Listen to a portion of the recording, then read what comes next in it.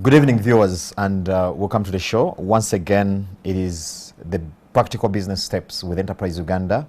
And today we have a very, very interesting topic. Of course, it's me, Charles Boji, and I have, besides our usual coach, who's going to introduce himself in a minute, we have a very special guest today who is actually going to unpack very critical ingredients that we have for you this afternoon in the topic, which is practical business lessons from a lady who transformed from a corporate career in information science to agribusiness, entrepreneur, and community development crusader. Now, we are combining two things.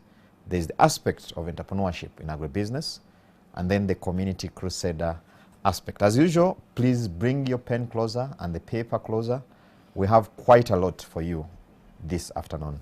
Charles, it's the time to greet the viewers and... Yeah, good afternoon, viewers. We always look forward to this Sunday afternoon, and I'm so delighted to be here. Then last but not least, our guests, none other than Noelle Ojara. Now, Noelle is the proprietor of Divine Organic. And it is from here that actually she cascaded her footing in the space of agribusiness. We're going to hear a lot from her.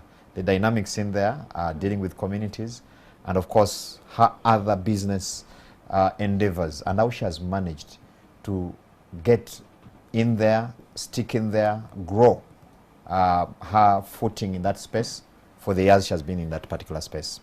Charles, very interesting week indeed this has been. Indeed it has been. From the business angle, there were two cases where banks and their borrowers have been having a battle. And somehow both of them got into a point of a decision during the week. In one case, it was to say, Mr. Banker, you've done a mistake. Please pay the price for having done a mistake. Yeah. In another case, it was a conclusion to the effect that, Mr. Borrower, you have failed to honor your obligations. We're proceeding to dispossess you of your assets. Yes. And I know various emotions and discussions are still going on, and they went on regarding this particular two cases. But from the business coach perspectives, I only have one direction that I want to bring into the center of all this. And that direction is, if indeed each of these borrowing, lending cases were repaying their loans as per the loan agreements, the judgments we saw would not have been there. And one would then say, where then did the non-ability to pay come from? And in my view, the ball could fall on either case, the borrower, the lender. There are 5 C's that define ability to pay a loan that you've taken. And these people went into these banks, looked at these facilities, they were offered these facilities with loan offers, they signed those loan agreements. And in the 5 C's, these are the 5 C's, they must all work for that agreement to work out. Number one, the character of the person. Is he the kind of a person that would say, whatever I've told you here, I'm going to do it? Number 2 C is my capacity to implement what you've given me money for.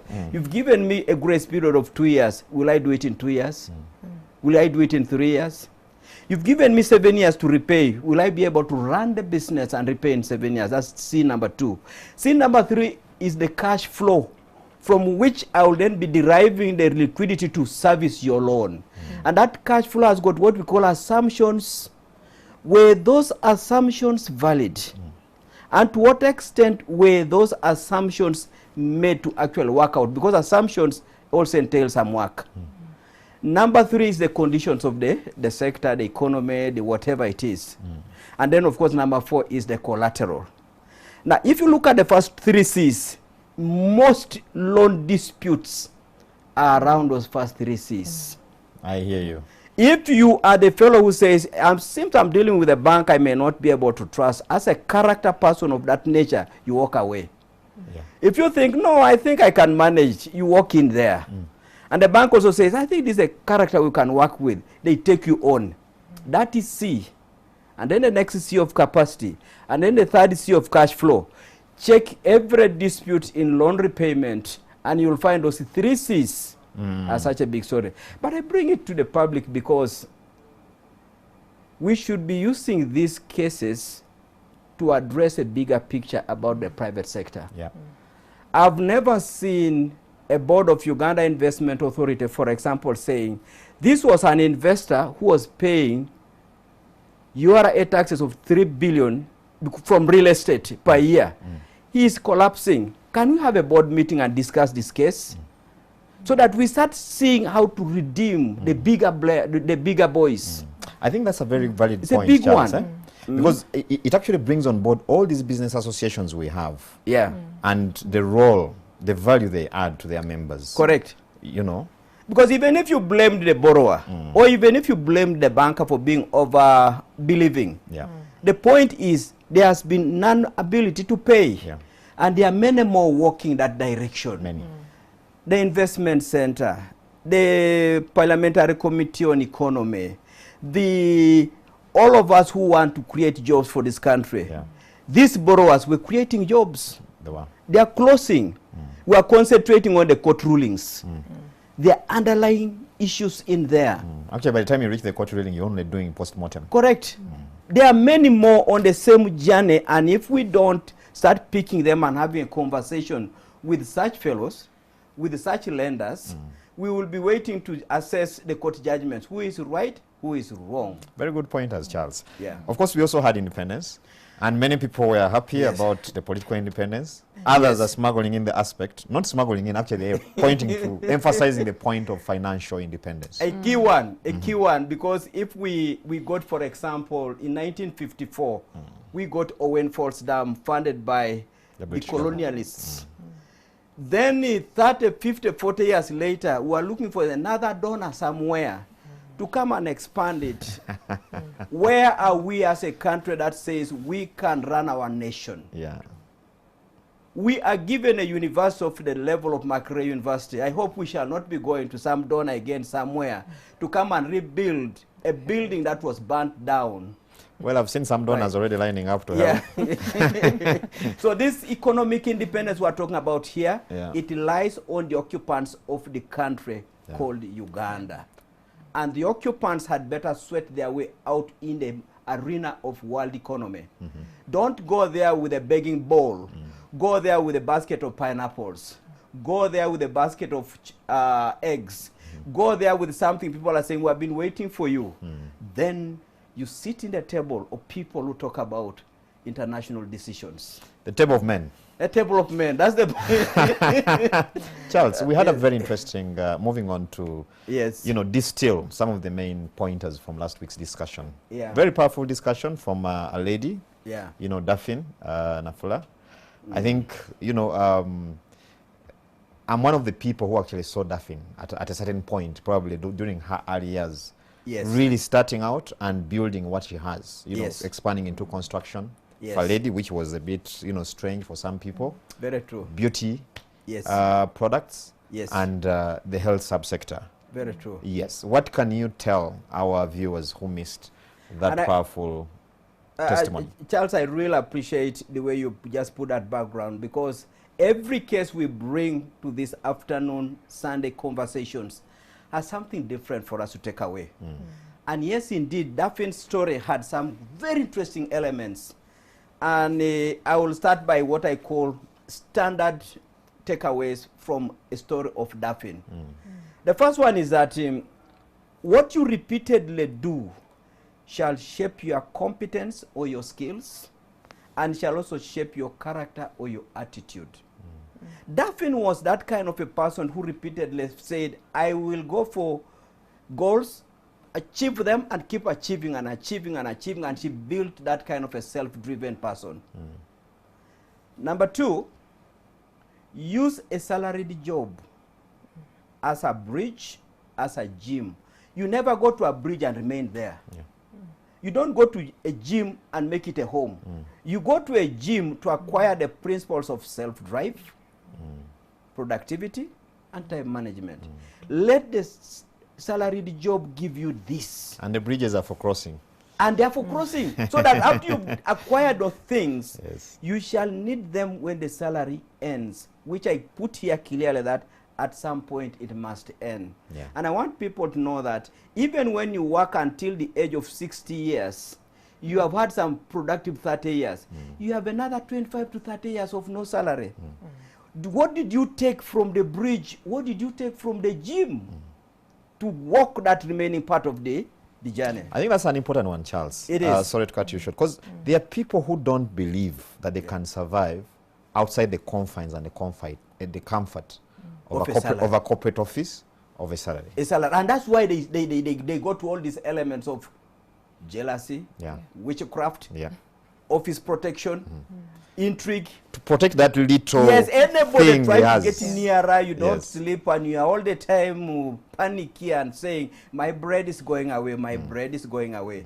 The moment we learn to know that that is just a bridge, that is just a gym for you to go into a bigger territory, you begin to see it with a better perspective. And more people should use the bridge to keep going. Thank God we have Noelle here.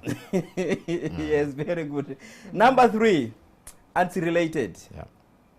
The days of relying on one source of income are gone. No matter how good the contract, the terms, and how good your employer is. He may be very religious. Never ever I believe just because I'm working with a religious organization, my job, my salary is guaranteed. Those days are gone. Permanent and pensionable. Are gone completely. So specifically to the lesson from Daphne. 1. In a work environment, high achievers want constant challenge. They want to enjoy exchange of ideas. They want to thrive on equity rather than a rank. Because a rank is given a contract of 3 years, and during that 3 years, your salary is fixed. But you might be performing better than somebody with the same rank. So, in the work environment, good achievers tend to find that a big issue. Now, in the case of Daphne, she used to hit her targets ahead of time, but she did not see personal growth coming out because the system never rewarded self-drive and initiative.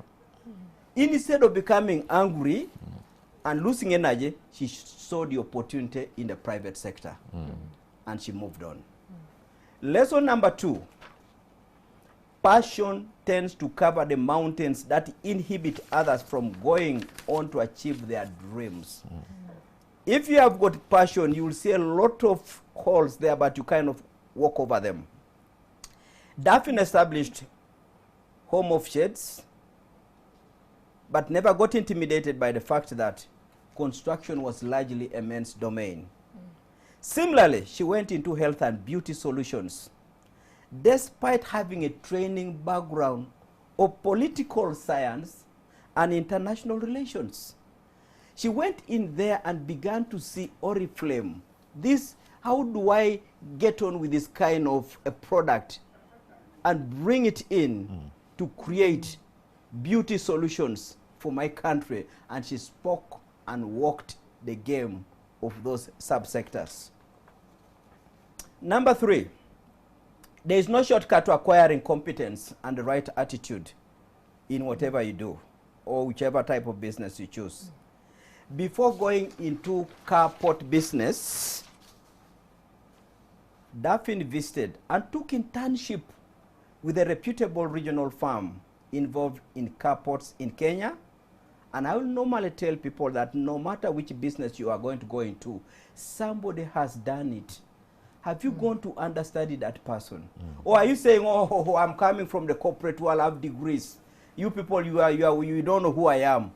You will burn your resources and they will be burnt faster and quicker. She also went on into the beauty subsector, but took the agency of a very reputable brand called Oriflame, a top-range brand in the field of beauty. Her key principles, which were really interesting principles. Number 1, she said, there's only one Daphne. What does that speak? In the private sector, and indeed as an adult in your adult life, never underestimate yourself. So long as she kept on sharpening her business skills, through training solutions with institutions like Enterprise Uganda and others, she knew she would outclass the competition. Whether you are tall, short, thin, big, light, dark, believe in yourself. Your creation was a job done by a super force. So never underestimate yourself. Principle number 2, broaden your sources of income, even when you are in full-time employment. What do you do with your leave days? She asked when she was seated here. What do you do with your weekends? And then she made a statement. You had better aim at having 5 income streams before age 50. Many of us are past 50. Some of us are getting to 50, and you are still having one source of income, the 30-day periodicity of salary release from your employer. Risky and risky again. The other principle she had was be humble. And then she brought it out and said, because humility is not to say, let me just be here, then when people come, I'm timid. No. She said, be humble to learn from the workers, your clients, your peers, experts, but be fearless when pursuing your goals. Anybody who comes into your space and you are well grounded in your space, be ready to stand your ground and deliver on your mission. Final note, second last point, she said, be happy for others. Very interesting. Be happy for others, including a staff that you trained but left to start a competing enterprise with you. Let it be. The world is large. And when you, in fact, it is the great American, the owner of Walmart, who said, in case you feel now you are too big that there's no competition, create one. Let one Walmart branch in Bukoto compete with one Walmart branch in Nakawa. Just in case the likes of ShopRite have disappeared. Don't get scared of competition. And don't get comfortable. Don't get comfortable. So please, love others and wish them well. And finally, love people, because whatever you do exists to serve humanity. Those were her key learnings. And I thought those were the kind of things that build an independent country called Uganda. Thank you, Charles. Yes. Now, viewers, it is important for us to understand this program is not just for employees that are looking to start a business somewhere, but it's also for those employers. Because if you listen to Daphne's story, Charles, she really brought out the aspect you've highlighted of how do we reward talent? Exactly. How do we reward achievement in places of work? Very true. That lumping of employees. Yes. And many people are losing talent. Yes. A number of industries are bleeding talent because they fail to spot and reward appropriately the good And I remind work. you, you're a driver. Don't you know what other drivers are being paid? I'm even paying you more. Your driver is a marketing person. Yes. Your driver is a person in charge of operations. Your driver is delivering items on time. And you're just using the word driver, a rank. That's well put, Very Charles. delicate. Simple and clear. Yeah. We're not talking about macroeconomics and all those terms. Noelle, this is the point when I bring you in. I'm sure my viewers are really keenly waiting to know who Noelle is. Thank you. Good afternoon, viewers. Noelle Ojara is my name. I'm very pleased to be here today. And I'm representing 80% of the labor force, and that is the women. So Noelle is a woman with 2 children. I'm a farmer, and I am a director in a company by the names Divine Organic Foods. But also, I'm also a director in Divine Gold Fabrics and Designs, which is based here in Kampala. Divine Gold Fabrics and Designs works with a number of women. We are empowering them with tailoring skills, but also producing corporate wear, individual wear, name it. And that is here in Kampala. While Divine Organic Foods works with a number of people, we work with over 3,000 farmers for the past 3 years that we have worked. Based in Lira, we work with farmers in Lango, we work with farmers in parts of Acholi, farmers in parts of Teso and in West Nile. And we are specific to the root crop value chain because we recognize the gap in there that root crops, that is cassava, sweet potato, and beetroot, which is a new crop in the northern part of the country, is mainly for food security, but can be turned into an income crop. And for me, migrating from the corporate world that I was working in, I was looking at impact. Where do I make an impact? Because I was working in civil society, and I felt the advocacy there needed to be more practical. And that is where I decided to go down and start a journey that I am still in, with crops that I had never grown personally. But when you come to me about the root crops, you will be challenged, because I have specifically involved myself in this value chain right from the inputs, and that is the planting material. I know about the planting material that we offer to the farmers. We provide extension to the farmers that we have been working with. We also do market linkages for them, and where we can, we buy the root crops, and we are able to process it and sell it to markets here in Kampala. So that is about Noelle. That's well put, indeed. I see, you know, the advocacy spirit, you know, coming out, and the articulation. Yes. Noelle, you know, a number of people, you know, because it's the point we were talking about at the beginning, when they're in, you know, some of these office spaces, it becomes extremely hard to make the transition from a particular subsector where you're sitting, especially the advocacy, the NGO world where you're seated. Because we know in the NGO world, that's where you find experts at proposal writing, not business plans. Yes. So, and I'm sure there are some of our listeners who are still seated in that space and are wondering, especially COVID has shaken us out of our comfort zones. What can I do out there? How do I even start to make that transition? Just share your experience on how you began on that journey, that, you know, those different sectors where you're sitting in today. How did it begin? Where did you start?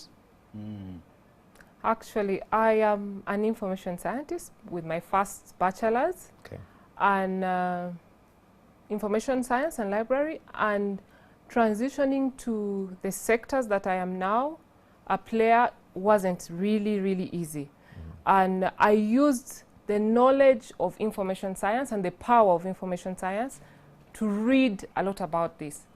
But when I decided to walk out of the corporate world and go to the practical, we make a lot of noise sometimes. We need to be on ground to know what the ordinary Ugandan goes through, and that's the smallholder farmer.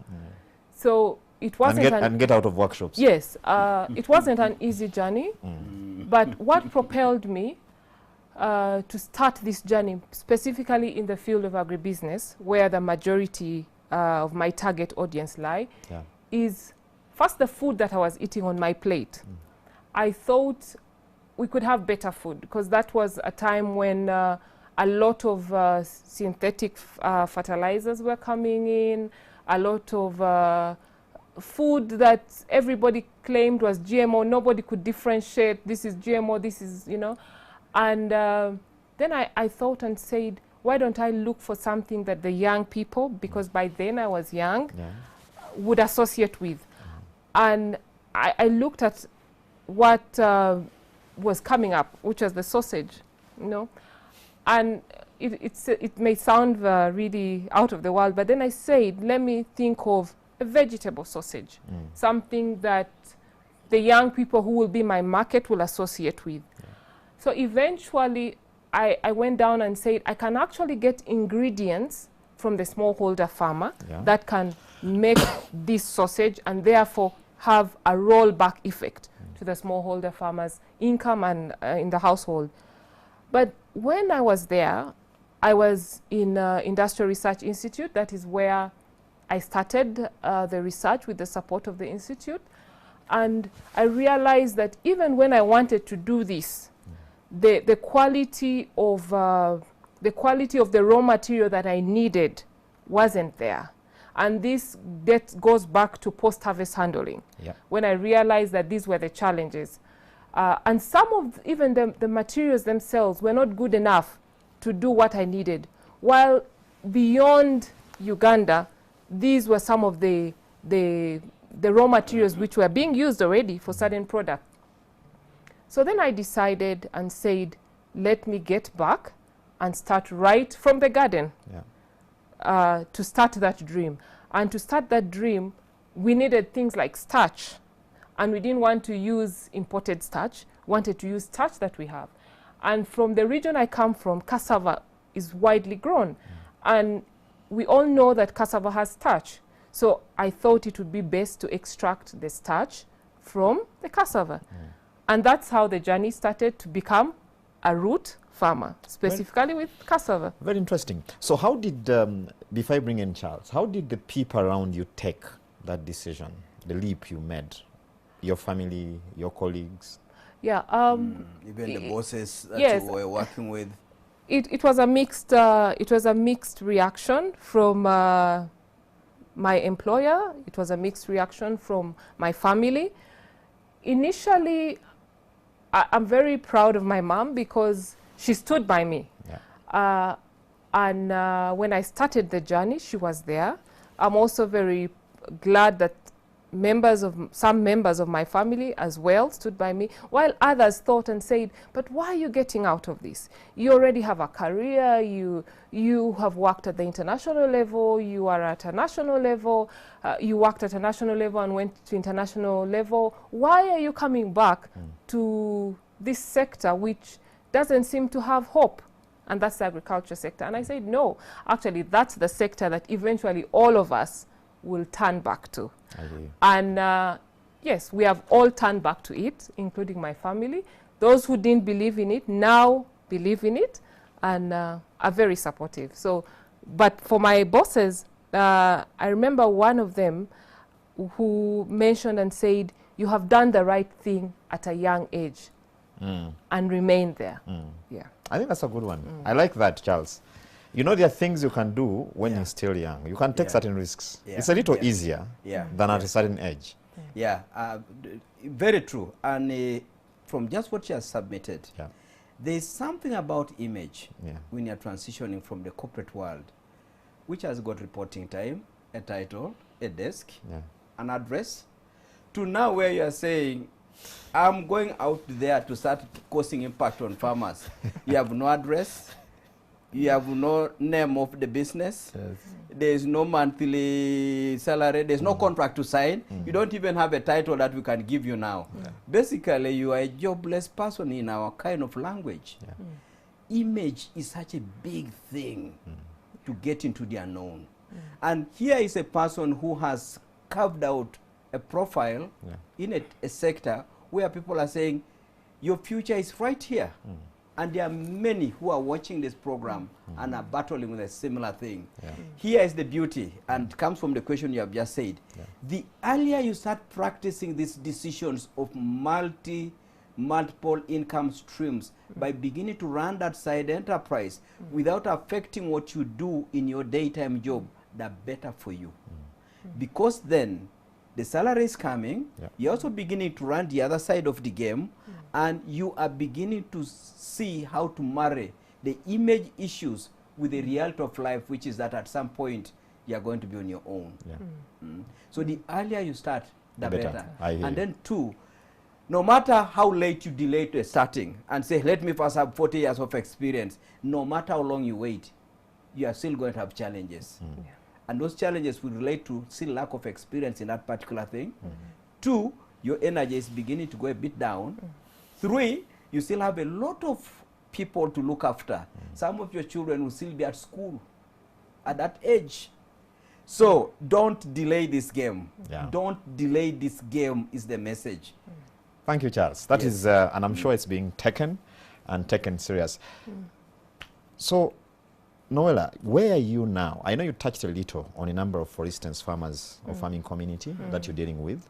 But broadly speaking, where are you in terms of operations? I mean, the size of your operation, your customer base, and the lines of products, or if I may call them that, within agribusiness, especially, and then, of course, the design side of things. Right now, I would gladly report that we have grown and we are looking at consolidating our efforts and expansion. We have grown in terms of region, like I mentioned. We are no longer working only in Lango sub-region. We are able to support farmers as far as West Nile, Acholi and Teso. And these are smallholder farmers, mainly planting about an acre of the root crops. We also have grown in terms of employers. One thing about Divine Organic Foods is we practice a principle of lean management. Okay. So we have staff between 80 to 120 depending on the season and depending on the work at that particular time. Of course, the effects of COVID has seen us work with less people, but still we are able to employ a number of women and youth in our different activities. We have also been able to put in our products on the market. We mainly target industrial market, not so much of the retail, because our products are substitutes to wheat. So we produce cassava flour, with sweet potato flour, and this is specifically the orange flesh sweet potato variety that we produce. And then we are working on the beet powder, that's the beetroot powder. So we have grown in terms of the number of people that we are reaching out and selling our different products. Other than the flours, we're also able to sell the inputs, the cassava cuttings to more farmers and to more institutions, and then the sweet potato vines. So yes, indeed, we have grown and looking towards consolidation and expansion. So these cuttings and vines, do you get them from other research institutions, or you develop and then sell to research institutions and then also to the farmers, or distribute them to the farmers? While we practice, like I said, lean management, we work very closely with partners. Those are technical partners. Okay. We noticed that agriculture is not a one-man's game or one-man's show. So we work very closely with NARO, and we get the clean inputs from there, and that is the basic seed which we multiply as Divine Organic Foods in our different farms. We have about 3 farms in Lira in different locations. When we multiply this seed, we also work with a laboratory called Senai, where we get the sweet potato vines. When we multiply, then we are able to give it to other farmers. Now we give it to farmers who are able to take care of it at a certified level. That's for those who are knowledgeable about the seed. So we have basic seed in our farms, and it's certified by Ministry of Agriculture. Their technical team are able to come, visit our farms and certify. And then we have the farmers who we give the seed to equally grow it and are able to distribute to other farmers. So in scenarios where we need to meet an order, an LPO, we have our farms, but we also have other farmers who we have already integrated into the seed systems. We train them, and they're able to keep this crop, and we're able to distribute as many quantities as possible. Yeah. Charles, this is not a normal farmer. No. It's quite deep. You know, and I mean, you're seeing. Yeah. First of all, what touches me is she's an information scientist. True. Very, very, very true indeed. And I want people to know that when we go to school, it's a pride to say I'm an engineer, and even pride to say I'm an accountant, but we're over-limiting our brains. Listening to Noelle speak, anybody in the science field, especially in agriculture and all that area, would just say, this is just our very own. She speaks the language, she knows where to go, she knows how to take care of quality. And she knows that it's not about just picking any farmer because they come from your village. Somebody has to be certified. And if you get certified, follow the principles. She has gone into the space with professionalism to simply say it can be done. And these are the kind of things I want Uganda to begin to appreciate. That as we do these Sunday afternoons, we should be able to borrow from people like her, that our own capabilities can be multiple. Yeah. Celebrate your education, but don't make it to limit your ability to get into whatever you want to go into. She speaks with calmness about a sector of sophisticated science and research. Absolutely. You know? That's a good one. It really, really touched me. But Noelle, you're working, because there's another monster in that equation, your world, and that is managing a group or community dynamics. Yeah. Because you're dealing with thousands of farmers, you know, in your business line. How have you managed? Because I know this is a question we normally get, especially with the guests that we get here that deal with groups. Yes. How you manage to deal with, you know, the dynamics of managing those groups and making them deliver what you want them to deliver. People would really want to know, what are the key success factors in your view? First and foremost, you must understand who a smallholder farmer is. Who is that farmer? Their needs, you understand their environment that they live in, and their culture. When you understand that, then you can be able to play the dynamics within that society. And for Divine Organic Foods as a company, when we recognize that the importance of working with those farmers, our farms are not managed by our staff. Okay. Our farms are actually managed by the farmer groups and communities within the farm. So that alone takes us off the huge expense of looking for different, a farm manager on site, an agronomist on site, and all that. So we get into communities and see that they actually have land. Can we put it into use? And we put it into use in two ways. First and foremost, we establish a farm there, and then we leave them to manage the farm. But they have someone heading it all within our staff. So this person periodically has keeps in touch and visits. So the farming community alone feels that they are part of us, because they manage a resource that eventually gets back to them as discounted seed. So we discount the price, because they too would have understood that as we manage these farms, we're actually managing our farm. That creates the sense of belonging and ownership. And then in scenarios where we have identified land, we also work through the districts or the sub-county. We start with the sub-county and get to the districts and say, we have identified this land, it's community land, could we use it? And where they give permission, then we use it. Where the company has acquired land, we actually give these, the land in, we put it in blocks and give it to farmers, disadvantaged farmers within the community.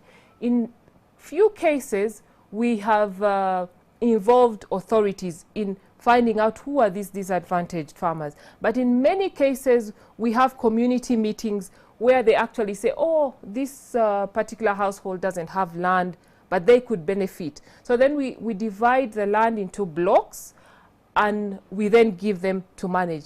Remember, we are giving them the inputs cheaply. In certain instances, we are just giving them inputs. They grow, but the contract is the roots and the different products that are coming out from there are for Divine. They have a portion that is for their food security. Now, in those situations, we then mobilize those farmers within the block to get into groups. So when they get into groups, we take them a step further. Can you start saving? Can you start working together? Can you start offering labor to the next farms, so that all this money you collect, because you're already organized, and put it in your basket of savings? And this has helped us. The discounted prices of clean, certified seed has helped us win the farmers and the farmer groups. And we equally love to work with farmer groups, because together they are stronger. Individually, they are weaker. Yeah. That's very powerful.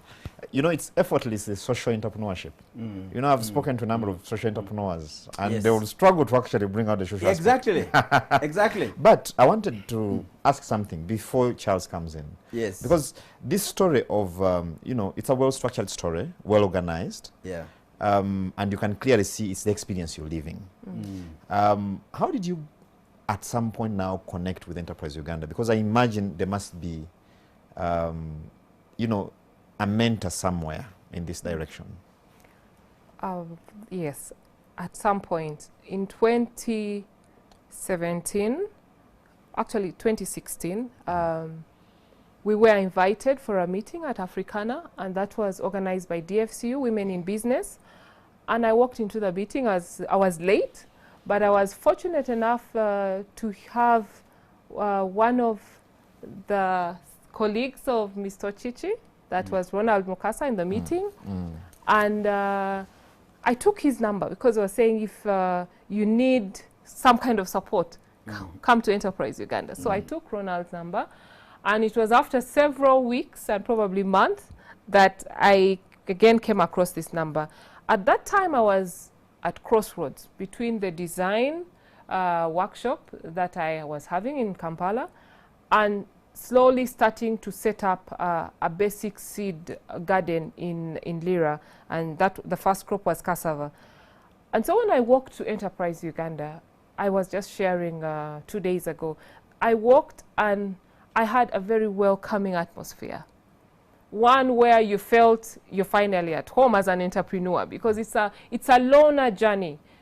You reach a point and you feel you're alone. You're walking alone. You're walking in space. Yes. But in just a nutshell or a summary, one of the key things that struck me, saying, while you have all these plates on your table and you can eat from all these plates, but what is your cash cow? Was my cash cow at that time, did I want to put all my efforts in the design workshop, or did I want to put all my efforts in agribusiness? And priority is very, very important. It's a very important decision that an entrepreneur has to take at a certain point in time, because your mind keeps going wild and you keep on developing ideas day in and day out, and you want to give your minimal resources to all those ideas. But then I sat back and prioritized and said, actually, my cash cow would be agribusiness. And that was the key. And the key has never turned off. I kept going in for the trainings in Enterprise Uganda, very informative trainings, very empowering trainings, trainings that dug deep into things like what are the leakages within your system as an enterprise. What systems do you have, and do those systems actually work? And if they don't work, then you better benchmark and say, this could work, this could not work. Things like record keeping, small records. The English say 1 + 1, makes a bundle. Yeah. And sometimes we don't keep the record of 100 shillings or 500 or 1,000, and yet that then makes impact in figures at the end of the year when you're going to do your audits. So those trainings in Enterprise Uganda really, it was more like a knife, sharpened me. And when I constantly get in touch with them and get the trainings, I still feel very empowered. Yeah. That's good. That's nice to hear, indeed. Charles. Interesting, and truly, these are the kind of things that make my week end well.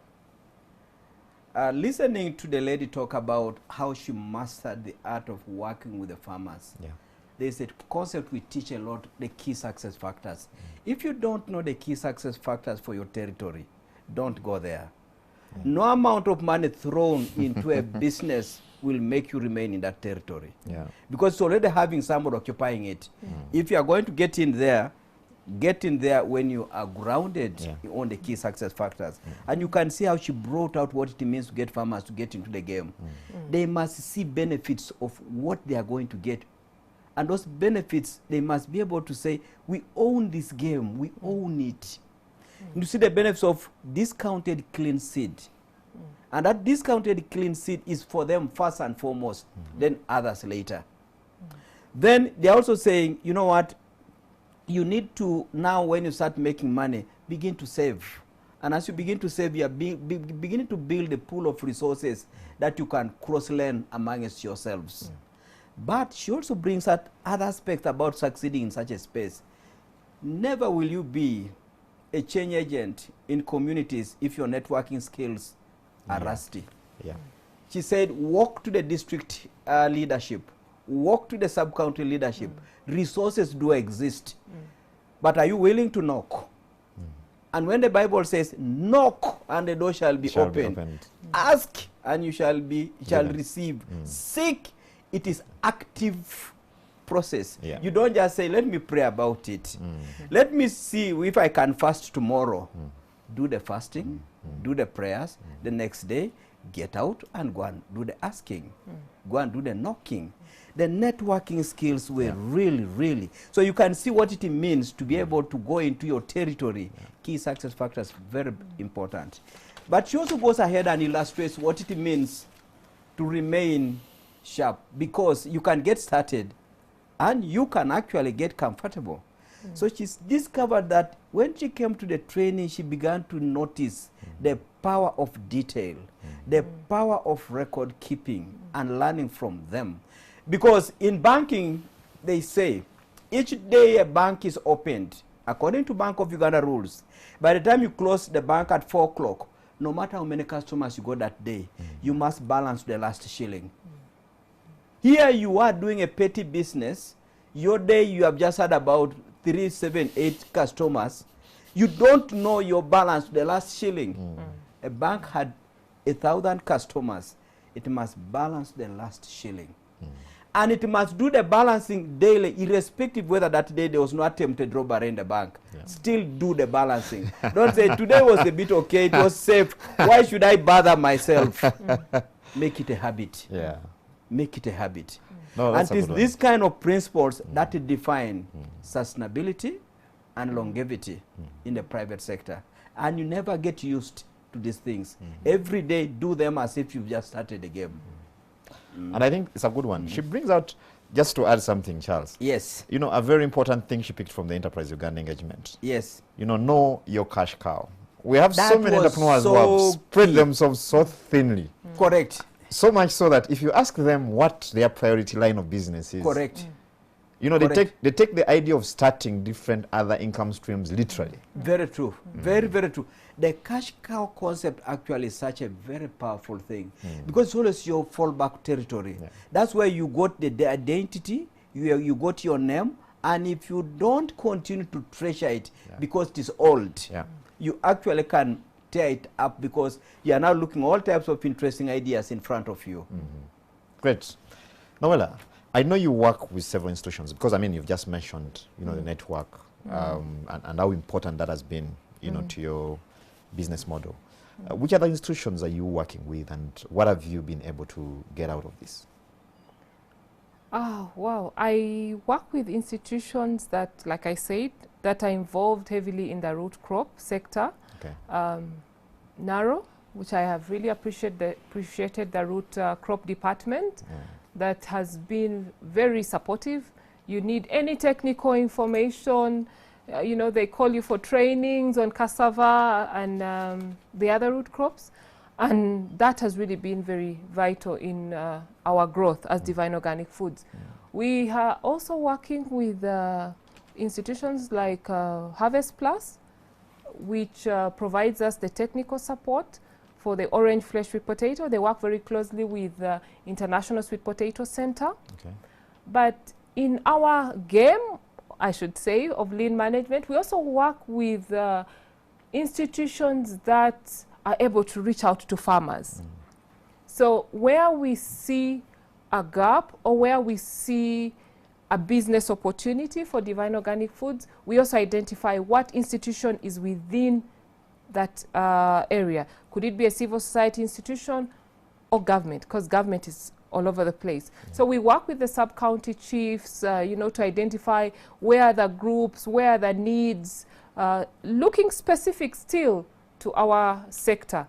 And then for the institutions that we have been able to reach out to, institutions like World Vision, institutions like ActionAid, where Goal, where we have been able to get to them, and then they get to their farmers. They don't necessarily pay for what we are giving their farmers, because it wouldn't be within their area, but it's because we see that that's a way that we can jump the boat and get to the smallholder farmer. Then we are able to link with the farmer and continue with the network.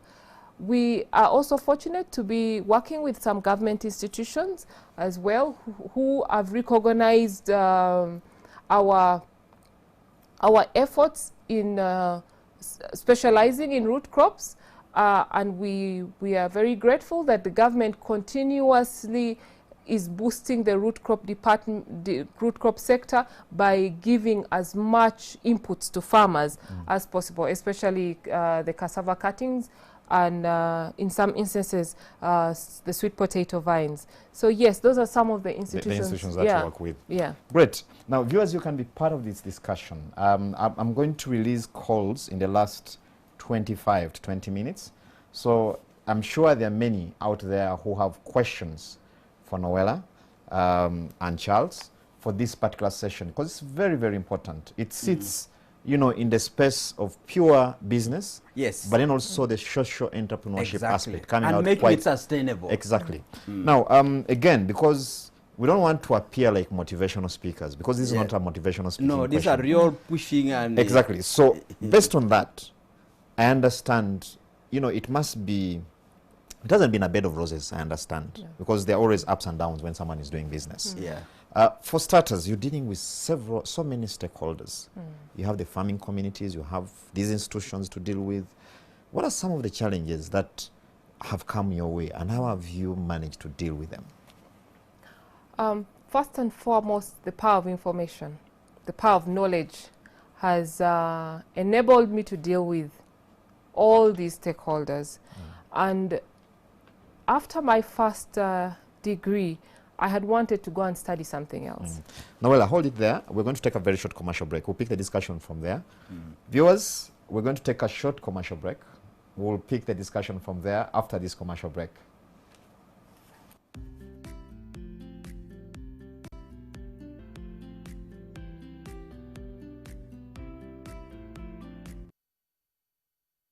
Hey viewers, welcome back from that very short commercial break. We are still looking at the story of Noelle Ojara. She's into agribusiness and design. Divine Organic is her business in the agribusiness space. And she's telling us her story. She was in a corporate environment, you would say, working with the NGO world, in this case, and made a decision to join the business world.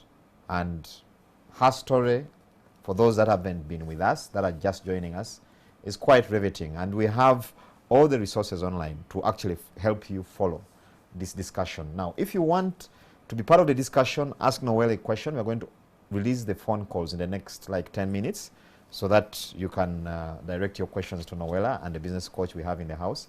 But also we have a WhatsApp number on screen where you can forward your question and comment for that engagement. Noelle, you were telling us before we went for the break some of the challenges you've had to contend with, you know, doing the business you're doing, especially dealing with the different stakeholders, but then also how you've managed to overcome these challenges.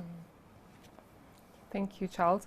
I will start with how I have managed, because when challenges come as an entrepreneur, you must focus at the good side of the enterprise or the good side of the business, the things that you have done, and that is what I will start with. And information, like I said, is very, very vital. And getting empowered in knowledge and skills, I decided to turn around and pursue a Master's of Science in Agribusiness Management and Entrepreneurship. And that empowered me and has empowered the enterprise, and I'm sure has empowered the farmers who I work with and I will continue to work with, and I look forward to working with. Compliance to regulations that have been set up by the government at the different local government districts where we're working with. We, as Divine Organic Foods, have tried to comply. And compliance means we are legally registered, we are paying taxes, we are doing what we need to do. We are auditing our books, we are reporting to even our stakeholders, who are the farmers. For us, our stakeholders, first and foremost, are the farmers. How have we performed? Do we need to produce more? Do we need to improve on our post-harvest handling of roots, among others? And consistency. Consistency has helped us, in spite of the challenges that I will mention, being consistent and focused to our sector or to our enterprise and to the crops that we are growing and building on the knowledge that we already acquire. My team knows that each time I keep on telling them, you must study, you must go back to school, you must learn about this, you must read about the crops that we are engaged in. What is the new technology? What technology transfer can we acquire and transfer back to the farmers? So being consistent and knowledgeable about these things have helped us. But what are the challenges that we have met? Stakeholders, because we are working with different stakeholders, and these are very knowledgeable stakeholders and those who know the practice of planting, and those are the farmers, and the challenges have been widespread. And these are things like bureaucracy in some institutions, malice in certain areas, in the markets. We have had challenges like even corruption, where you get into a place and you know that there is actually something that if you get from this particular office, you are able to pick it out and make it impact the farmers. And one would say, okay, can I have this? Or before you do this. So we have met those challenges, but we have remained practicing consistency, being focused, integrity in our game, and in what we are doing. I hear you. Yeah. That's a good one. Your company's name has the word organic. And I'm sure there are many Ugandans probably who may not know what I wouldn't want to underestimate my viewers, but probably they may not be familiar with the term. Just unpack for us, just briefly, what it means and what leverage it gives someone who practices it. It is very fortunate that last month the government and MAIF, Ministry of Agriculture, passed the National Organic Policy. And that is really a big plus to this country. That is the second globally with the highest number of producers who are certified organic producers. And they are looking at tapping a huge market of over 80 billion euros, something about that, global market. 80 billion Wow. euros. And for organic, we are equally moving towards being certified. But you must follow certain procedures and practices on farm that make you organically certified and make you tap into the market.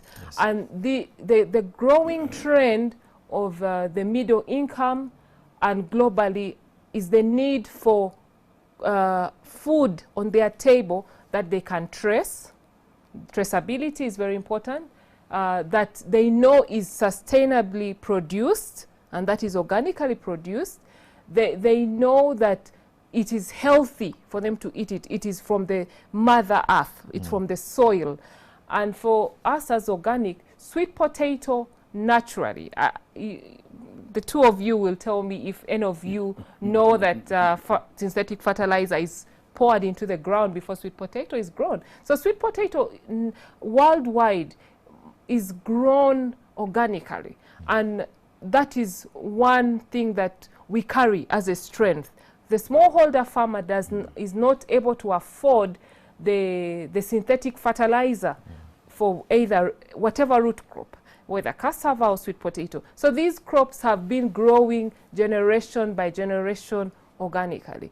And for Divine Organic Foods, we therefore tap into that, the strength that these crops have been growing organically, you know. There is nothing that has been added. While we appreciate science for bringing in synthetic fertilizer and others for mass production, our focus on the smallholder farmer remains that they can tap into the 80 billion euros, the organic market. And therefore, we are moving towards an export-driven or farmer-led enterprise, which is for the farmers and for their benefit. At this point, viewers, you can be part of this discussion. In the next 5 minutes, I'm going to release the calls. If you have any question or comment that you want, to pass through, we'll be able to pick it from you. Charles, quick pointers before we release the calls. Yeah, the first one is just that this lady walked into the space of agribusiness and discovered the need to remain extremely at the top of the game. She undertook a master's program in a field where she had no bachelor's qualification. That takes courage, eh? And that really, and you can see how the course is worded. A Master of Science in Agribusiness, Entrepreneurship, and Management. Right on spot for the kind of territory where she's in. And she's simply saying that, let me get this because the people that I interact with in my space will want to engage with somebody also who speaks this kind of a language. The language, and it speaks a lot to all of us. Never underestimate your ability to go into a particular field and actually take another organized, deep course in it and become an authority. So, Noelle, you are giving us a clear message that if you can do it, no Ugandans should block themselves and say, I did arts in Form 6. How can I go and do agribusiness now? I am not qualified. That's only in your mind. But in practice, you can do it. Thank you, Charles. Viewers, at this point, I'll read some of the calls. So when you get through, just be brief, give us your brief question or comment and name, and then our panelists should be able to answer you. Hello? Okay, we still have a bit of an issue on the line. But Noelle, there's something I wanted to bring out. Competition. It's rare to sit in a particular sector without competition. How are you handling that competition aspect? Yes, it is. It is very rare, and competition is very good for growth because it brings in the checks and balance of are you doing things right? And while we are receiving competition, we have also decided to get our space and say we are only specific to root crops. We don't do anything else. If you want a home, you want to go to an enterprise, which is a home of root crops, come to Divine Organic Foods. And this is what I'm telling the public. And we have remained consistent to our game, consistent and focused. Even when the competitor is right at your door, we have remained firm and said, this is what we believe in. And with our model, there are very, very few enterprises that are practicing our model, where you have discounted prices, more or less the cheapest in the region, or if not in the country. One who would go to the northern part of the country where we work in, especially with the smallholder farmers. That model alone helps us. And we keep on building and strengthening it. It's not about sitting and saying, this is perfect. No, it's about daily building on your strength and removing those that you see are loopholes. If we were to sleep for a few months, yes, competition would probably sweep us off our feet. But keeping up to the game. I remember a time where I had a training. We had a training and it was facilitated by Mr. Chichi in Enterprise Uganda. It was looking at ensuring that all your team members, your staff, know about the enterprise. And in a scenario where the lead or the head of the institution, because I work as a director, operations director actually, in Divine Organic Foods, in a situation where I am not, my team members able to stand and immediately take on the boots and continue riding.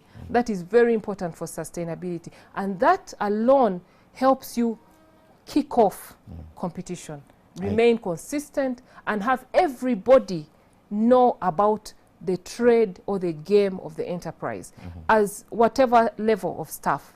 I hear you. Yeah. Very good. I have Florence here who's saying, can Noelle just give us a bit of a digest about her design business? But as you think about Florence's question, there's again a gentleman here from Tororo who's saying he's having a problem with cassava. There is a cassava disease, especially in his village in Tororo, which has made it hard for him to really make the numbers. I think talking about the challenges, and since now you have that master's in science and that kind of thing, I'm sure you are well healed to offer a solution. Charles, I have about 7 people again asking me for the contact of Enterprise Uganda and how they can be part of the Enterprise Uganda sessions. I think we'll start with you on that, Noelle. Thank you. For the gentleman in Tororo, I mentioned the stakeholders that I work with. Have you approached the sub-county agriculture officer? If he has failed to help you, have you approached the district and let the district know what is happening in your garden? And if you haven't, I would advise you to do so, because at that point you'll be able to know what is the challenge.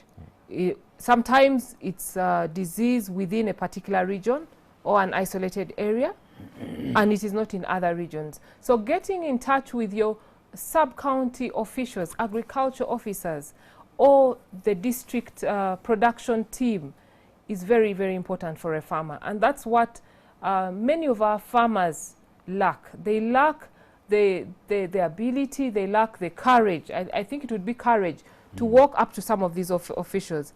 And yet when you walk to these officials and you tell them your need, they'll address it. I am not an agronomist, and I will not be able to say there is a problem in your garden until you get to that particular sub-county official, agriculture officer, then they can be able to tell you. Thank you. And after you have known and you actually have your cassava ready, please look for the market. Do value addition. Don't just sell it as fresh roots. Do some value addition so that you get much more value, especially if part of it is damaged. And if it's not, then you'd be on the right track to get a little bit more money and value for your crop. Thank you, Noelle. Charles, as you answer that question, I have Henry Namanya here. He's saying, thank you for the program. And my question, is there required startup capital to look up to before someone exits the corporate world? Whoever asked that question is, you are doing a lot of justice for many viewers of this program. People have always fronted the word capital as a roadblock for their getting started in business. But you'll always discover that if you picked any successful entrepreneur, whichever district you come from, and asked them how they got started, you almost discover that they had scarcity of startup capital. It's a constant. Now, what did they then do? They now started to do something that was within the resource envelope they had. And when we talk about the resource envelope here, we're talking broadness of your own energy, your own knowledge, your own talents, your own contacts, your own existing underutilized resources. You have land, you have a house somewhere, you are not using it well. It can start giving a solution of some kind at some stage. And doesn't matter whether you are going to start that in Lira, in Kisoro, in Tororo, wherever. Start there and serve the customer in that place. It is not genetically stated that where you start, that's where you remain. That was your take-off point. Noelle here didn't have the milling machines. Now you are into milling. I think you have even located in what? In industrial park? Industrial area in Lira. Industrial area in Lira. But in the beginning, she didn't go there. Did you take any loans to get into that? You see? Till to date. Up to today, no loan as yet. So I want to tell people that when you come to the Enterprise Uganda trainings, we tell you how every entrepreneur almost you want to pick up anywhere in this country, you'll discover that they never waited for a handout from anyone. Thank you. Along the way, their track records made them to start attracting resources, including bank loans. I hear you. Yes. Now, I have very many questions coming in. Sorry, viewers, we still have a bit of an issue with the lines, but I'm seeing the questions coming in on the WhatsApp number, which is on the screen. But please give us your name when you send the questions. I have someone here from Nakaseke, Noelle, for you. He's saying, what happened to the vegetable sausage? And when are you moving to Nakaseke? I love the root crop business. Yes. Then can you mix starch with vegetables to make sausage? Well, a bit of information there. If you can go for it quickly as we pick the others. That is all about product development. So when I talked about vegetables, we have so many vegetables in this country. So yes, you can mix, but you need very good quality starch. And that is why we went into cassava. So we are still baking, I should say, a language that women will use. We are still baking the sausage by working in the sector where we can get quality starch. So we hope that in the next few years, after we have baked and we are ready to go, we shall have good quality starch and we shall hit the road and have the vegetable sausage. I hope you will be the first client. Very good. Again, Sam was wondering, when are you rolling to Luwero? It seems we have a number of people watching from Luwero with your other value chains, potato and that kind of thing. Yes, to bring them on board. That's just part of the plan of expansion. So when we are ready to expand, we will sit as the team members of Divine Organic Foods and then identify the area where we shall next move. Okay. Charles, I have a number that are coming in, again, asking me how they can be part of the Enterprise Uganda programs and where Enterprise Uganda is located. Yes, about 5 questions. All right. I want to say this because indeed many Ugandans since this program started have been saying, Enterprise Uganda, we're grateful for what you are doing. How can we be part of your story? And my earlier answer was that the moment you start seeing government easing the gathering, say in churches, mosques, then Enterprise Uganda should also be able to come up with a timetable. Yes, indeed, we are now going to start putting out a very structured approach to resuming our scheduled structured training programs. And we're looking at the first week of November to start giving people concrete timelines on when these trainings will start. For now, make sure that you have these numbers. Here's the landline: 0312 382 100. 0312 382 100. That's the landline. My number is 0772 699 808. We are located on plot number 38 Lumumba Avenue. But we are indeed going to schedule the training programs in the shortest time possible. Very good. And most likely by the first week of November. Very good. You've helped me answer about 15 questions here. Now I have Ruth from Chisasi. She's saying, kindly ask Mr. Chichi whether if I came to Enterprise Uganda, they can help me to teach me what business I can venture into. Some of us are struggling to discover our talents. Interesting. And we have always told people that please come to Enterprise Uganda. We'll give you 7 ways on how to identify a viable business idea. 7 ways. By the time we finish all the 7, you'll discover that these 3 here are giving me the opening. If you had come saying, oh, you know, I want to go and start baking, you might discover that ultimately baking is your 3rd in the line. But there's something you can get started with tomorrow. Because I want to keep on saying, do not mind about getting into the first business as your ideal destination. Get into the first business to serve the first customer. It's key to get started. I hear you. And we take people through this by taking them through that module on how to discover a business opportunity. Very good. Within your resources. Very good, very good. Noelle, I have Francis Odong here. He's saying, how long has it taken you to start and getting to a point where you're sustainably profitable? Probably about 4 years. Mm. You see? About 4 years. Okay. Mm. Okay. I have someone again from Busheng. He's saying he did a diploma in agribusiness at a level of diploma. Rather, a diploma in agribusiness. He's saying it's the way to go. Mm. But of course, one of the challenges is how do you transform that knowledge into an actual business idea, into a practical business operation? I know you touched a little on that, but you can still summarize for our viewers. How do I transform it? Yes. Yeah, First, with diploma in agribusiness. First, identify what is it that you like. By the time you did a diploma, there's something that propelled you, pushed you into studying and completing, because you completed as well.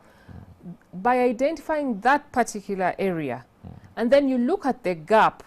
Is there a gap in that area? If it is doing a business, an agribusiness, providing inputs, sale of inputs, if it is actually value addition, because that is still agribusiness, value addition of something within your community.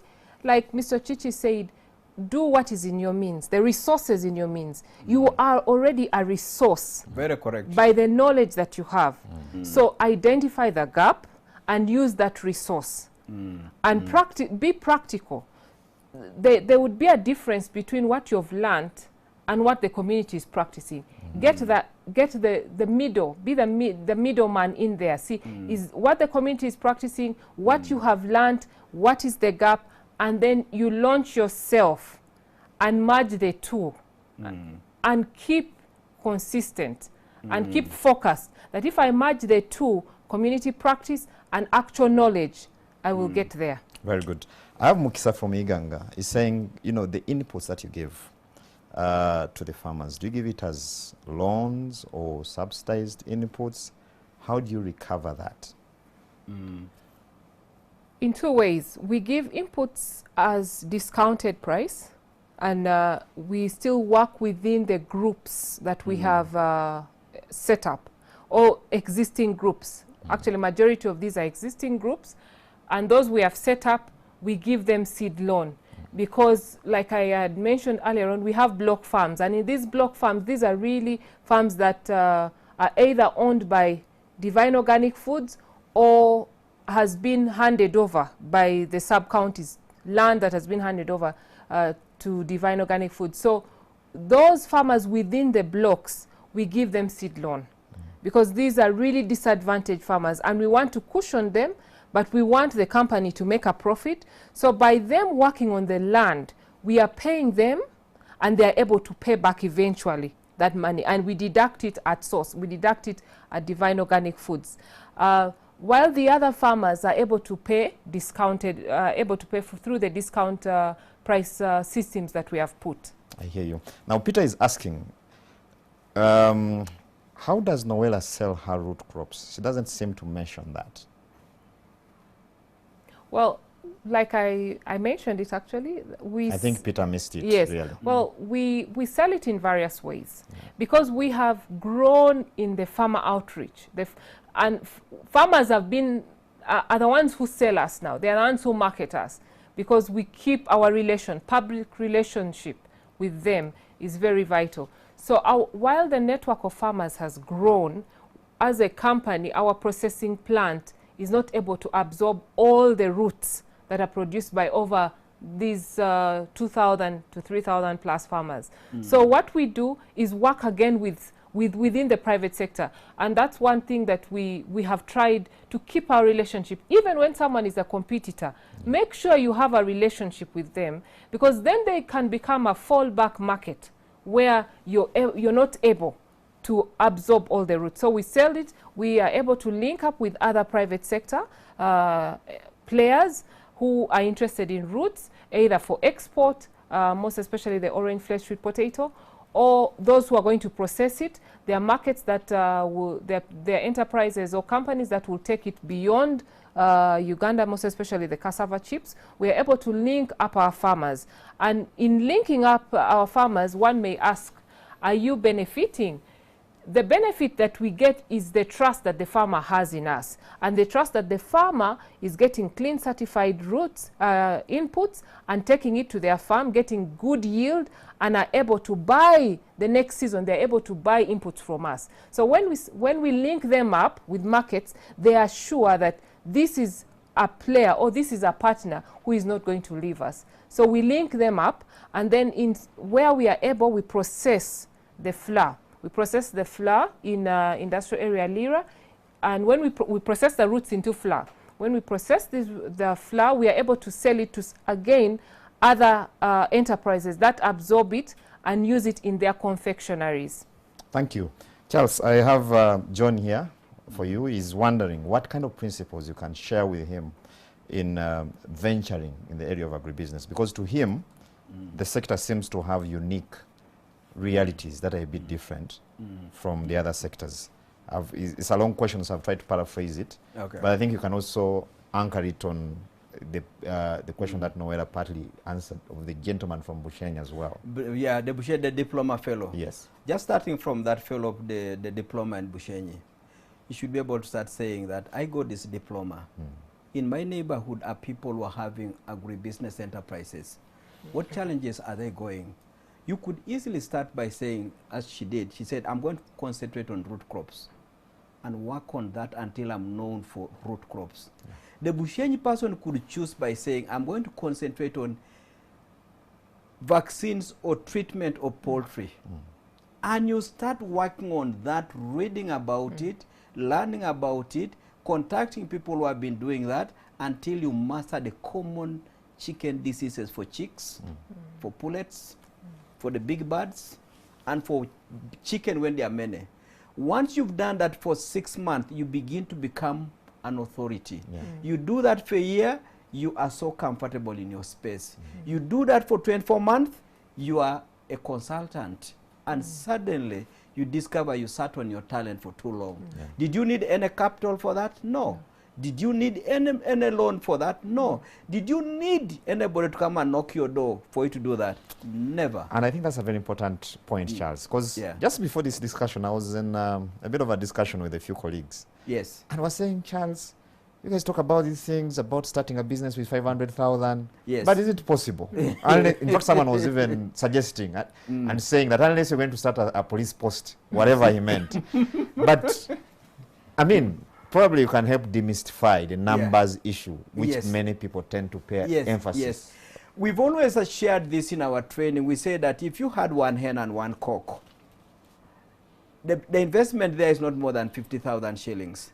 But you need to feed them as they lay eggs. This hen is going to give you 30 eggs in a year. At the end of that 1 year, those new number of chicken, now which is 30, you can release some 15 to look after the remaining 15. Release the cocks. The remaining hens in the next year should be big enough to start giving you the eggs again. Each one again giving you 30 eggs. Multiply 15 by 30 hens. That's 100 and what? 15 by 30 is 450. I hear you. Release some 200 to go to the market. I mean to sell them so that you look after the remaining 250 hens. You are now going to the third year. 250 times again, each one giving you 30 eggs in a year will take you to 7,500. By the time you release again, say 2,500 of those, so that you are left with 5,000 hens going to the fourth year. 5,000 hens times 30 will give 150,000 chicken in the fourth year. 150,000 sell at 10,000. That's 1.5 billion. Consistency is the word she used. Yeah. How consistent were you in this game? How thorough were you in knowing the key success factors of treating the chicken, treating the chicks, feeding the chicken, ensuring that there are no vermin, no animals that take any chick from the stocks. Did you know that Yuga Chick will never allow a worker to walk through the gate without inspecting? Very good points, Charles. So consistency, starting with what you have, is the game. Very good. Do not be bothered by what people are saying about what you have started. And I know you've been speaking rightly into the heart of someone who I knew began local chicken farming in the lockdown. Yes. And has had issues. So Yes. I think they've picked very strong pointers. Noelle, what are your parting shots? Wow, I have many. I just want to add on what Mr. Chichi said. While you'll be consistent, save. You have to save and use the little that you have to invest it rightfully. Again, I also would want, as an agro processor, the root crops that I am dealing in are substitutes to wheat. I call upon the policymakers and those in charge, Ministry of Trade, that the import substitution policy, boo-boo, while there is wheat out there, give the Ugandan farmer, and all the farmers out there who are growing different substitutes of wheat, and for me it is cassava and orange flesh wheat potato, give us a chance and allow us make a 10% contribution to every confectionery or product that is made with wheat. That means at the end of the day you are impacting the rural smallholder farmer, because they will be able to buy and have a sustainable livelihood. But they'll also be able to sell to an agro-processor like I and many others out there, and we sell to the industrial market. That policy would take us a long way. And to all the entrepreneurs, don't be shy. Step out of the boat and walk. Remain focused. Hard work. And hard work and hard work and hard work. And don't give up. Even when you're alone and the forest seems quiet, there is no money seeping into the enterprise. Keep focused. Be consistent and comply with the different regulations that are available. Those will be a stepping stone to your success. Thank you, We Noelle. are still walking the journey as Divine Organic Foods. Thank you very much. Charles, wrap this up for us. I want to tell Ugandans that we as a country have the ability to make Uganda economically independent. The kind of stories we've been sharing since this afternoon Sunday program started clearly illustrate that the entry point to the private sector, you decide. You can enter from any angle. Atwib went to Nakawa market. That's where he entered from. Buyende, there was this Yasin, he went to fish. That's how he got in from. So we are demonstrating to the country, to the Ugandans, that the journey of enterprise, the journey of entrepreneurship can be done. But it has got some rules that you must follow. And those rules simply encourage you to ensure that two things get fulfilled. Whatever you want to deliver to the market, it must serve and look after expectations of the customer, be it a villager, be it a person in a sophisticated urban setting. But number two, be ready to compete. If you can fulfill those two, you are ready and set to go into the game of entrepreneurship. Whether you're a scientist, you're an artist, you had no talents, you thought you were completely discarded by this world, the route of entrepreneurship is an open avenue. And a musician. For all of us. On that note, viewers, we've come to the end of this week's edition of the Practical Business Skills. Yeah. I've been your host, Charles Boji. Have a good evening